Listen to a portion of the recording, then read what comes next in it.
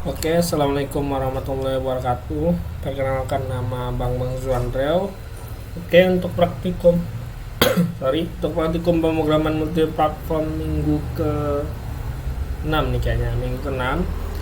Sini kita akan masuk ke CRUD. Abang akan bahas lagi sedikit lagi materi CRUD yang kemarin dan abang akan tambahkan beberapa hal penting. Oke. Sama seperti kemarin, step awalnya kawan-kawan install dulu ini pip install flash mysql db. Ini bisa di terminal VS Code atau di command prompt. Lokasinya bebas, bisa defaultnya langsung lokasi default atau di dalam project bisa juga. Oke. Selanjutnya setelah ini terinstall, kita bikin dulu database-nya. Oke, kita bikin dulu database-nya bebas. Database-nya mau gimana, temanya bebas. Oke. Di sini abang mencontohkan kemarin. Oke, kita bahas dulu kemarin sedikit ya sebelum kita masuk ke yang lebih jauh. Flash 5. Oke. Yang kemarin kita untuk step awalnya, nah pertama kita import dulu beberapa library yang kita butuhkan. Ini contohnya. Oke. Habis itu ini kenapa app, semuanya app, karena dia ngikut gini. Nah ini app. Oke. Selanjutnya kita bikin dulu keempat nih, config. Ingat ya, pakai IG bukan pakai key. Kemarin banyak salah tuh. Oke, MySQL layout-nya localhost, usernya root, passwordnya oke. Nama database kemarin kita bikin di labor CRUD PMPB. Ya kan, habis itu kita buat kayak gini. Jangan tipe ya, perhatikan huruf besar huruf kecil ya. Oke, kemarin di labor kan memang sediain database kan, kalian import. Oke, nanti bang jelaskan lagi cara importnya. Oke, habis itu kita masuk yang ke read. Oke, ini halaman read. Kalau defaultnya biasanya dia pasti ngarahnya ke home, ke root. Nah ini yang garis miring kosong nih. Kita coba kita buka ya. Kita buka ini terminalnya dulu. Oke, Python spasi main.py. Nah dapat kita linknya. Oke, dia terbuka. Nih kan nih nggak ada garis-garis, dia default ngarah ke sini. Oke, sekarang kita mau ke sini, garis miring read berarti kita tambahkan aja linknya, garis miring read, enter. Nah ini tampil ya. Ini sesuai dengan database. Tadi nama database kita apa? CRUD PMPB. Coba kita cari CRUD PMPB. Oke, di sini ada tabel mahasiswa. Ini CRUD PWeb, sorry. Ya, CRUD PMPB. Nah, ini ada value 2 buah. Oke. Di sini kita bikin, kayak ingat aja urutannya kayak gini ya. Select from tabel mahasiswa, karena nama tabel kita mahasiswa di database ini ya. Habis itu kita kirim tabel mahasiswa sama dengan data, ini datanya. Kita kirim dia kemana? Kita kirim dia ke CRUD.html. Kita buka CRUD.html kita. Ingat ya, codingan HTML tuh harus di dalam file templates. Oke, kita buka CRUD.html. Ini dia. Oke, kita bikin dulu dalam bentuk tabel biar rapi. ID, nama, hobi, dan aksi. Oke. Nah, ini ID, nama, hobi, dan aksi. Oke. For row in table mahasiswa, karena kita mengirimkan tabel mahasiswa tadi ya. Row ke 0, 1, 2. Ini row ini ngambil dari database. Kita lihat database kita. Row ke 0 itu berarti ID. Indeks ke 1 nama, indeks ke 2 hobi. Kalau ada value lain, tinggal tambahkan aja di bawah sini. Kalau ada value lain, tinggal tambahkannya kayak gini kan. Ganti indeksnya. Oke. Selanjutnya kita tutup for-nya, N4. Oke. Udah selesai untuk bagian yang menampilkan data. Menampilkan data cukup kayak gini aja. Oke, setelah kita tampilkan data, sekarang kita insert data. Sorry, ini abang menjelaskan yang template. Oke, salah, ini bukan app tapi yang main. Ini dia tadi ya. Yang apa udah ya, yang read udah menampilkan data. Sekarang kita nambahkan data. Oke, ingat yang read itu nama fungsinya read MHS, ketika ya. Selanjutnya untuk halaman create sama kayak tadi kita bikin di halaman create, tapi di sini ada metode post. Ingat metodenya pakai s, kemarin kita salah semua ya. Oke, di sini sama kayak tadi. Perhatikan. Untuk create data lebih baik kita bikin formnya dulu. Sini kita bikin form, kebetulan formnya itu satu halaman. Ya, URL for, dia mengarah ke fungsi create mahasiswa.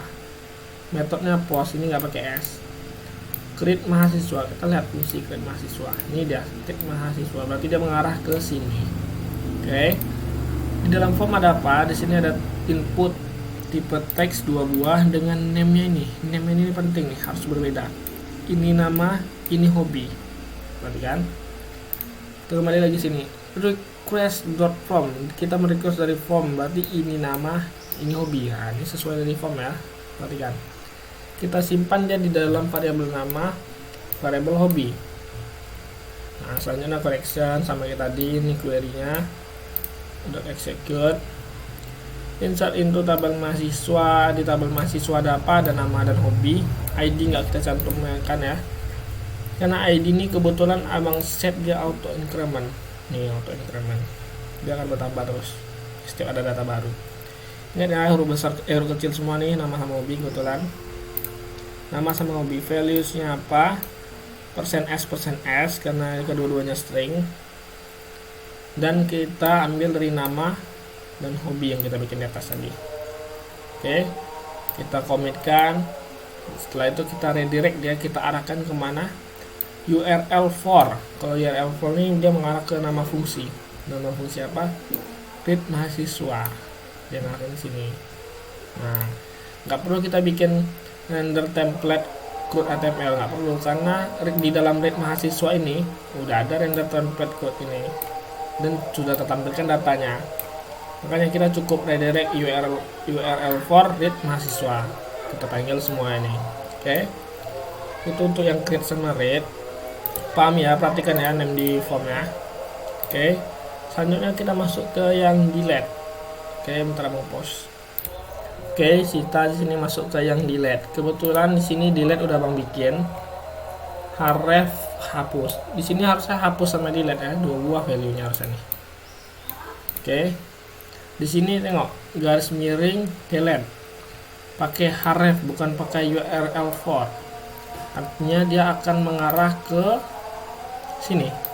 Garis miring delete. Kalau ini kita misalnya bikin ini delete e-nya tambah 2 lagi.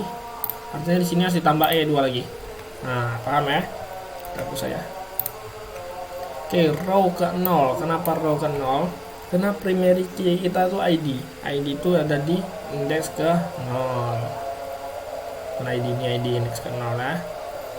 Mungkin nama. Kita harus ngambil primary key-nya kalau untuk delete dan update.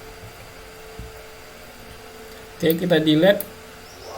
Masuk ke delete yang indeks ke 0. Sorry. Ya, artinya kita setelah kita tekan dia, langsung dia pergi ke sini ke prosesnya.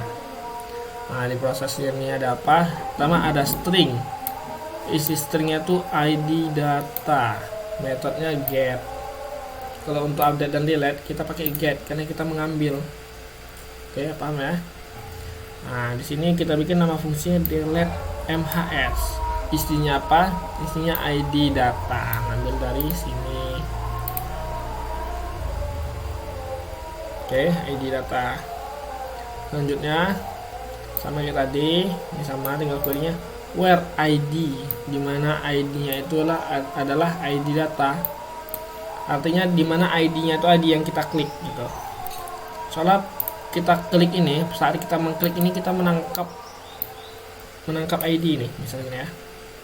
Nih, kalau kita klik ini artinya kita nangkap ID yang ini. Paham? Kita klik yang terobos ini kita nangkap ID yang ini, ID 2. Oke, itu kurang lebih logikanya. Nah, dimana ID-nya itu sama dengan ID data. Oke. Nah, sama redirect URL for read mahasiswa. Oke, itu untuk yang delete, tapi lebih bagusnya tuh kita tambahkan kayak pesan gitu, pesan on click gitu, JavaScript seperti konfirmasi. Tapi di sini nggak abang contohkan, nanti abang contohkan ya.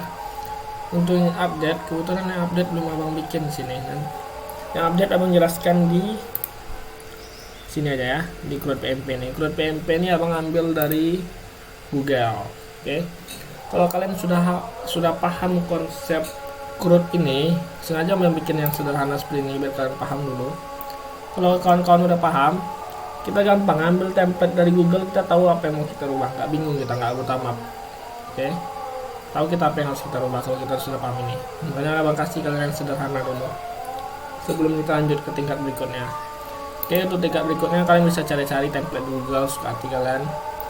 Mau untuk tugasnya kan emang suruh bikin Crowd ya. Nah, carilah template di Google, nggak apa-apa template-nya sama, tapi temanya beda.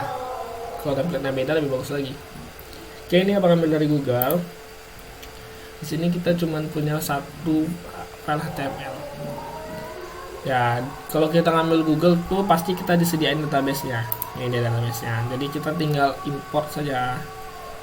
Jadi kalau kita bikin sendiri bisa juga bikin database-nya sendiri, tabelnya sendiri, value tabelnya sendiri. Oke, untuk ujian mungkin kalian bikin database sendiri nanti itu. Bikin database sendiri, tabel sendiri, value sendiri. Tapi nanti abang coba tanyakan lagi sama Pak Panji ya. Oke, kebetulan kalau dari Google pasti disediain SQL-nya. Tinggal kita import. Caranya, kalau kalian lupa, mengingatkan lagi ya. Kita buka, kita bikin dulu new. Kita kasih namanya Crowd underscore sederhana. Close flash sederhana, agak panjang ya, bebas lah namanya apa. Oke, kita bikin di sini namanya Crowd flash sederhana create. Nah, ini masih kosong ya, lihat di sini masih kosong. Nah, kalau database udah ada, kita tinggal import. Kalau belum ada, salah kita bikin table baru. Nah, pelajarilah materi-materi basis data ya. Karena udah ada, kita tinggal import, choose file, dimana kita simpan. Nah, kebetulan memang nyimpannya di agak jauh nih, CrowdPMP. Nih, kebetulan masih simpan di sini. Oke, nanti kawan-kawan tergantung simpannya di mana. Open, scroll ke paling bawah, pilih import, tergantung versi, ada import ada go. Oke, pilih aja paling bawah nih. Ini jangan ada yang berubah-ubah. Oke, kalau udah tertambahkan kayak gini, kan langsung import.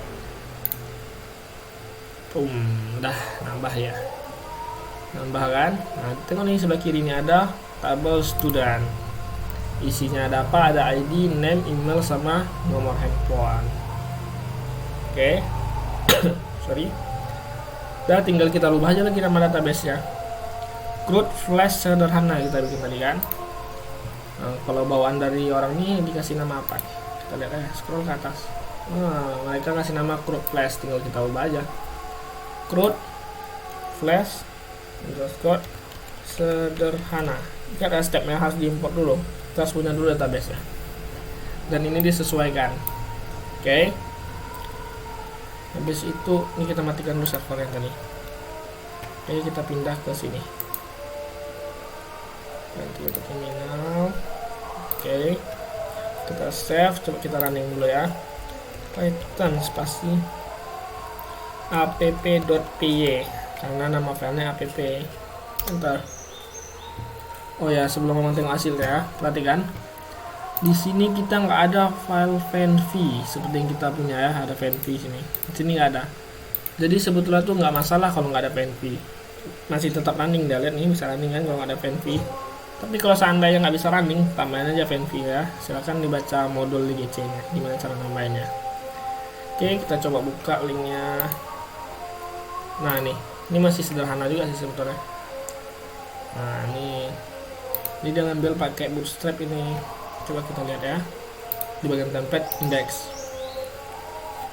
Pokoknya file-file gambar, JavaScript, CSS letak aja di static nih. Oke. Nah ini dia bootstrap, ini CSS bootstrap kan. JavaScript bootstrap ini semua belum ngambil dari Google. Caranya coba kita lihat di sini.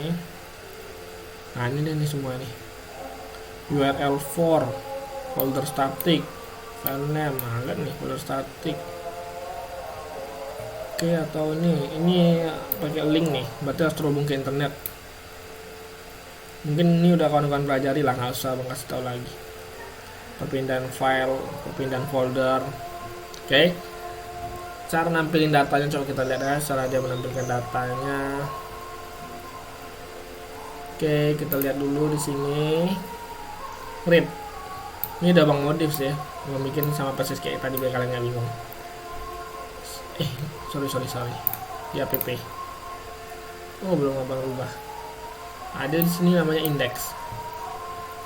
Ngarahnya ke index HTML sama persis kayak punya kita tadi. Nah, di halaman dia disimpan di halaman home. Karena itulah nih linknya kosong, tengok linknya nggak ada garis miring apapun kan, karena dia disimpannya di home, di root lah ibaratnya. Oke, students data, dia mengirimkan students. Nah ini sesuai nama database ya, nih sama kayak punya kita tadi sesuai nama database. Ini kebetulan punya kita tadi namanya tabel mahasiswa, kalau dia nama tabelnya students. Ini punya dia students, ini punya kita tadi tabel mahasiswa. Oke. Sama kayak tadi render template sama aja, nggak ada bedanya, cuman tampilannya agak lebih oke. Ada index nih, kita lihat dia cara menampilkan ya. File-file bootstrapnya hiraukan aja, kita fokus ke bagian CRUD-nya. Bootstrap nanti bisa diedit gampang itu. Nah nih dia menampilkan sama kan, dibikin dulu tabel MariaDB rapi. Nah ini dia kayak kita tadi, kebetulan dia ada 3, kalau kita kan cuma sampai 2 tadi. Tergantung, tinggal ditambah-tambah aja, tergantung isi database nya. Oke, ada delete juga kayak kita tadi, tapi abang tadi belum abang tambahin edit ya. Yang penting tuh nih href nih. Nah ini sisanya ini bootstrap ini. Di sini dia pakai modal. Oke, nanti abang jelasin. Kita ke ini read datanya ya, sama persis. Nah ini ada student.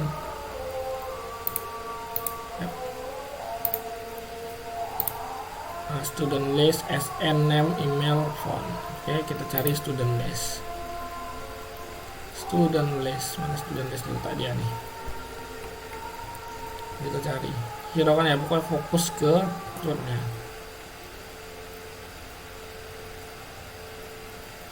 Nah, ini student list ke atas deh dia. Oke, student list, add student, perhatikan student list ini, add student yang ini. Add student, pakai button, data pakai modal semua nih. Oke, menjelaskan ya versi bootstrapnya, kita add student ya. Nih, perhatikan add student yaitu pakai button, data targetnya my modal. Oke, artinya ada hashtag ya, hashtag my modal, artinya ID nih. Tinggal kita cari aja pasangannya. Kemana nih pasangan ini? Perhatikan huruf besar huruf kecil ya. Nah ini dah. Jadi saat dia ditekan, langsung dia kebuka form yang ini. Nih, banyak nih. Nih, buka ini. Soalnya tengok ID-nya sama kan, my modal. Di sini ID, tadi di atas tuh namanya data target. Jauh lagi ke atas. Nah nih, data target, my modal gitu aja. Penting paham konsepnya. Nah nih, ada please add new student. Oke, ID-nya di high modal, full name sama persis nih, dengan ada full name, email, phone number. Sisanya bootstrap hiraukan ya nih, set clear ya. Add student. Nah nih full name, email, phone number, save sama kan? Tuh ya. Penting paham dulu yang mana harus dibuka. Fokus ke CRUD-nya aja. Oke, itu untuk yang create. Langsung aja ke delete sama aja. Ada delete ya, delete. Ini dia mau masuk on click tadi, dapat script. Harus ada pesan dulu dia biar nggak langsung terhapus. Oke, misalnya saat kita klik dia, nah ini pesan dulu, kalau di cancel nggak terhapus.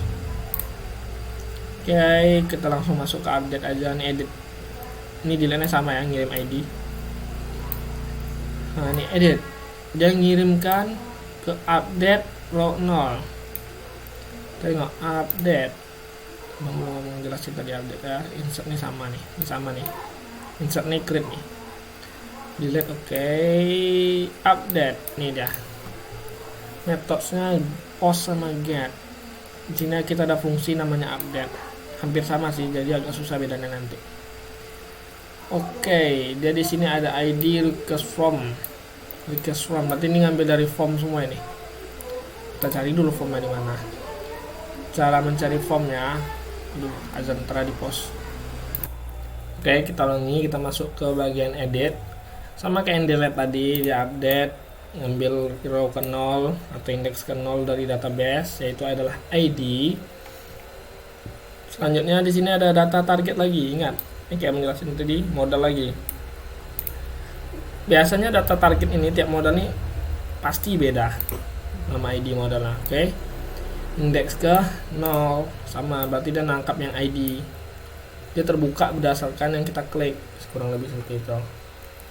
Oke, kita jelasin dulu modal edit. Kita cari dia modal edit.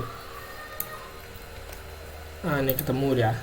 ID modal edit row ke 0. Oke, sama ini hiratannya yang lainnya. Ini bootstrap. Di sini ada update student detail dengan heading 5. Oke. Nah, tengok value-nya. Perbedaannya itu kalau di update, perhatikan, ini nanti kita bahas ya. Dia itu pasti punya name dan value. Nah, value-nya ini value-nya ngambil dari database. Ini ID ini, tapi dia di hidden, nggak kelihatan dia. Coba kita klik ya. Edit. Ini harusnya SN23 nih, harusnya ID 23 nih. Kita klik. Nggak kelihatan, yang kelihatan cuma full name sama email, dia di hidden. Dan full name sama emailnya ini berdasarkan yang kita klik. Nah, ini harusnya kawan-kawan udah paham ya, kalian udah semester 5 nih, karena lihat ini row ke 0 di hidden ya, berarti kita skip. Nih full name tuh di indeks ke 1. Nah, sesuai dengan database name indeks ke 1.